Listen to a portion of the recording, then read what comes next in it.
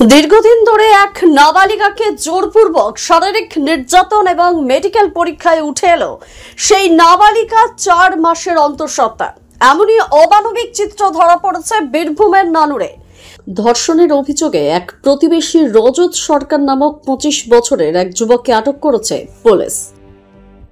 পরিবার সূত্রে জানা যায়, বাড়ির সদস্যরা কাজে বাইরে গেলে অভিযুক্ত সুযোগ নিয়ে দীর্ঘদিন ধরে ওই নাবালিকার উপর শারীরিক নির্যাতন চালাতো। পরবর্তীতে শারীরিক সমস্যা বাড়ায় নাবালিকাকে চিকিৎসকের কাছে নিয়ে গেলে মেডিকেল পরীক্ষায় তার ৪ মাসের অন্তঃসত্ত্বা হওয়ার বিষয়টি প্রকাশ পায়।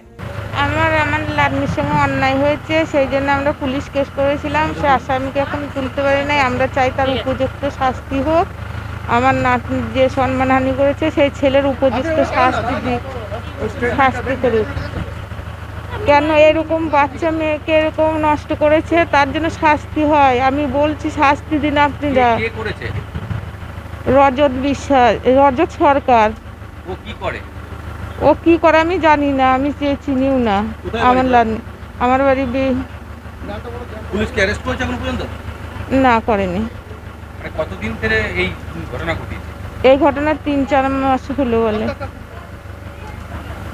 আমরা জানি না। আমাদের একটা চায়ের দোকান ছিল, সেই দোকানে আমি থাকতাম, আমার স্বামী আর আমি। আর এদিকে রাত্রে অন্ধকারে এসে এরকম অত্যাচার করতো। আমার নাতনিকে ভয় দেখাতো যে তোকে মেরে দেবো, হ্যান করবো ত্যান করবো, এরকম করে ভয় দেখাতো। ওকে বলতে দিত না কারো কাছে কোনো কথা। ঘটনার পরে পরিবারের সদস্যরা বিজেপি নেতা কর্মীদের সহযোগিতায় বোলপুর থানায় লিখিত অভিযোগ দায়ের করেন। অভিযোগের পর নাবালিকাকে আদালতে নিয়ে গিয়ে ম্যাজিস্ট্রেটের সামনে ভারতীয় দণ্ডবিধির ১৬৪ ধারায় গোপন জবানবন্দি রেকর্ড করা হয়। এই তৃণমূল কংগ্রেসের শাসনে সারা পশ্চিমবঙ্গ জুড়ে ধর্ষকদের স্বর্গরাজ্য গড়ে উঠেছে। তারই একটা নিদান্ত আমাদের স্পষ্ট একটা আজ নিদর্শন আমরা দেখতে পেলাম যে প্রশাসন জোর করে একটা নাবালিকা ১২ বছরের ষষ্ঠ শ্রেণী ছাত্রী, তাকে দীর্ঘদিন ধরে ধর্ষণ করে আসছে এবং প্রায় ৩ মাস যাবৎ সে আজকে অন্তঃসত্ত্বা। সেই পরিবার যখন আজকে আমরা যখন কমপ্লেন করি, তাদেরকে নিয়ে এসে তাদের বাড়ির লোকে যখন সহযোগিতা চায় আমাদের কাছে, আমরা তাদেরকে নিয়ে এসে থানায় কমপ্লেন করি এবং করার পরিপ্রেক্ষিতে আজ 164 ছিল।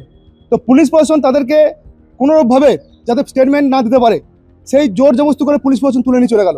আমরা চাই যে ছেলে এই ধরনের ঘটনা ঘটিয়েছে তার উপযুক্ত শাস্তি চাই এবং যতক্ষণ না পুলিশ প্রশাসন একে গ্রেপ্তার করছে, আমরা এর থেকে বড় বৃহত্তর আন্দোলন নামতে আমরা বাধ্য হব। আমরা বোলপুর প্রশাসনকে ধিক্কার জানাই যে এই ধরনের নক্কারজনক ঘটনা প্রতিনিয়ত এই ধরনের ঘটনা ঘটার জন্য এই প্রশাসনকে আমরা ধিক্কার জানাই।